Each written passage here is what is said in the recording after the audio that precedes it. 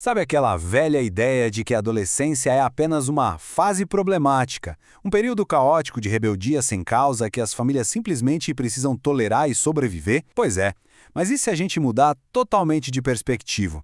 E se toda essa turbulência não for um problema a ser resolvido, mas sim uma etapa absolutamente essencial para estruturar a mente de um ser humano adulto? Bom, é exatamente isso que a gente vai explorar na nossa explicação de hoje. Vamos mergulhar fundo na brilhante teoria do psicanalista Peter Bloss, que mudou para sempre a forma como entendemos a mente adolescente, provando que o que parece um colapso gigante por fora é, na verdade, um salto monumental do lado de dentro.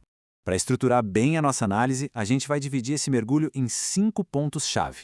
Quem foi Peter Bloss, a segunda individuação, lutos e regressões necessárias, o papel das relações e, por fim, o normal e o patológico. Então, começando logo pelo nosso primeiro ponto. Quem foi Peter Bloss? Peter Bloss foi um gigante da psicanálise austro-americana. Ele viveu de 1904 a 1997 e, olha, ele não olhou para a adolescência só como uma nota de rodapé no desenvolvimento da vida não, tá? Ele transformou essa fase na grande obra da sua carreira. O Bloss virou uma referência absoluta na psicologia porque ele bateu o pé para mostrar que a adolescência é uma etapa de construção profunda e fundamental da mente. E o mais fascinante aqui é como ele se distancia das próprias raízes. O Bloss teve uma influência fortíssima de Sigmund Freud, claro, mas ele pegou um caminho um pouco diferente. Pensa numa lente de aumento. Enquanto Freud colocava essa lente na pulsão, naquelas forças e instintos biológicos mais brutos, o Bloss focou a lente dele direto no desenvolvimento do ego. Ele deu um peso muito maior para a forma como o adolescente se relaciona com os pais e para essa busca incansável por autonomia. É uma visão menos focada nos instintos e muito mais focada em como a gente se organiza emocional e socialmente. E falar de organização mental nos leva direto para a seção 2, a segunda individuação. Se a gente tivesse que resumir a teoria de Bloss, o coração da coisa toda é esse conceito de segunda individuação. A definição pura disso é o processo de separação psicológica dos pais. O grande objetivo? Construir uma identidade própria e alcançar a tão sonhada autonomia emocional. Notem bem a palavra psicológica, porque não é só uma questão de começar a sair de casa ou trancar a porta do quarto. É uma diferenciação interna profunda. E a grande sacada do Bloss é que os conflitos que vêm junto com essa separação não são falhas. Eles são esperados e, mais do que isso, 100% necessários. E faz todo sentido chamar isso de segunda individuação. Imagina um ciclo que precisa se repetir numa oitava musical mais alta. A primeira individuação acontece lá atrás, na infância, quando um bebê finalmente entende que ele e a mãe não são a mesma pessoa fisicamente. E aí começa a andar, começa a dizer não. A segunda individuação é o eco disso na adolescência. Aquela diferenciação que começou na infância tem que ser repetida e expandida agora, só que no nível das emoções e da própria identidade. Mas se é um processo natural, por que parece doer tanto? Isso puxa a nossa seção 3. Lutos e regressões necessárias. Uma das partes mais dolorosas e, ao mesmo tempo, incrivelmente belas dessa transição é o que o Bloss chama de luto pelos objetos infantis. Acontece que, metaforicamente falando, o adolescente precisa perder os pais. Calma, não fisicamente, mas perder aquela versão idealizada que ficou lá na infância. Sabe aquela figura paterna ou materna que parecia um super-herói que nunca errava? Essa imagem precisa ser quebrada e desidealizada. Essa quebra é vivida quase como um luto real. Gera ambivalência, gera confusão e traz um sofrimento que é muito natural, tanto para quem é filho quanto para quem é pai ou mãe.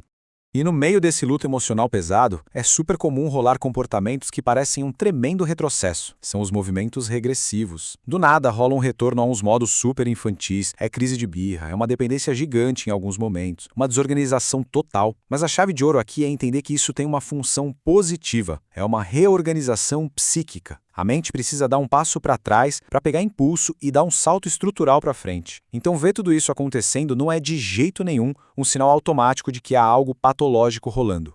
Agora, junta todo esse turbilhão emocional com o despertar do próprio corpo. A sexualidade lá da infância é reativada e agora bate de frente com a maturidade física e a genitalidade.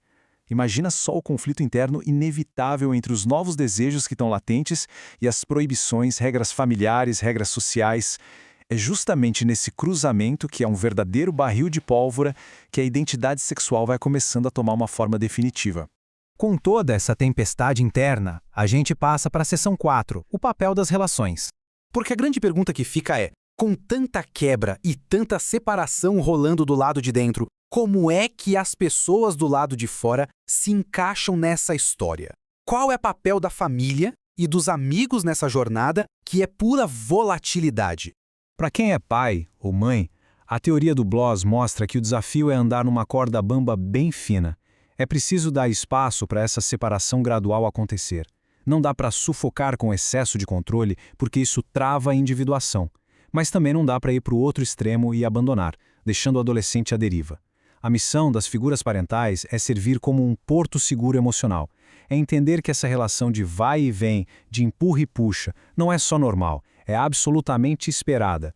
E na prática, a gente vê essa ambivalência através dos conflitos mais típicos do mundo. A gente observa o adolescente rebatendo de um extremo para o outro sem parar.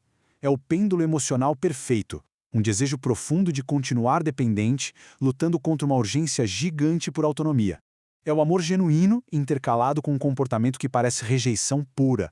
É a cena clássica de bater a porta do quarto gritando por independência, mas meia hora depois aparecer de fininho na sala querendo um conselho de vida.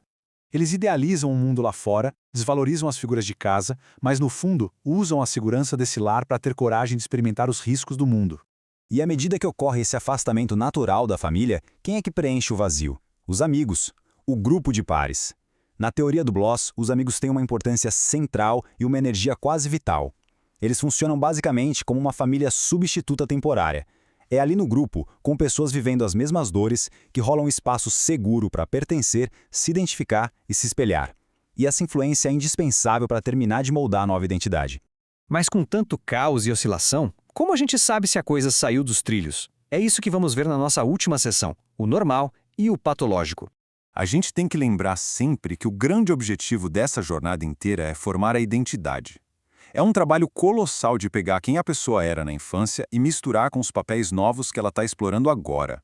Então, aquela instabilidade gigante que a gente enxerga de fora, no fim das contas, é só o barulho da obra. É a prova concreta de que a identidade está ativamente sendo construída.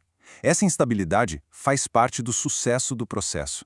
Para deixar a linha bem clara, a adolescência que o Bloss considera normal é, por natureza, cheia de conflito, de confusão e mudança brusca. O verdadeiro sinal de perigo, a patologia de fato, não aparece quando tem movimento demais. Ela aparece quando tudo paralisa. Uma adolescência patológica tem rigidez, tem um sofrimento intenso que não passa, tem fixações que travam a pessoa ou regressões tão severas que criam bloqueios. Lembra disso, o problema não é a tempestade forte, o problema é o barco ficar encalhado.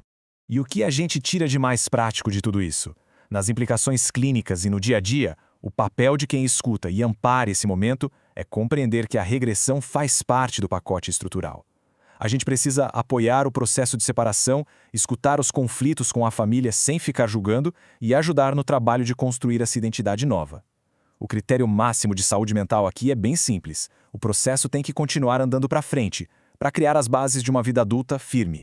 Para fechar a nossa análise com chave de ouro, fica uma provocação para a gente pensar. Se a gente abraça a visão do Peter Bloss e entende, de uma vez por todas, que essa turbulência, esse conflito e esse afastamento não são defeitos que precisam de conserto, mas sim os blocos de construção reais de um adulto saudável.